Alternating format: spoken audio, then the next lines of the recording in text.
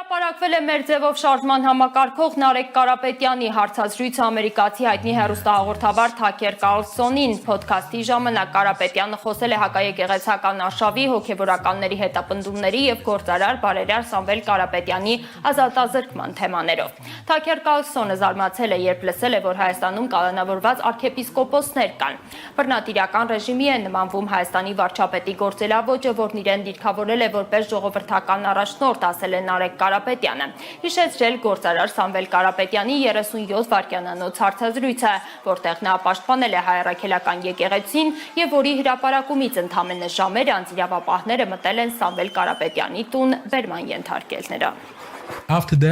Դրանից հետո նա ձերբակալվեց, ես ու հայրս նույնպես ձերբակալվեցինք։ Դուք ինչու ձերբակալվեցիք։ Չգիտեմ, իր եղբորորդին լինելու համար կամ գուցե այնտեղ լինելու համար, չգիտեմ։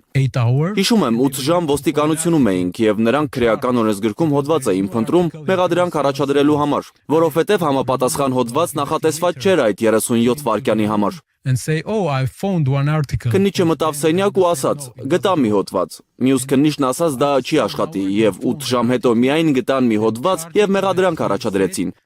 Թե իբր նա ասել է, որ վարչապետը պետք է գահանկեց արվի։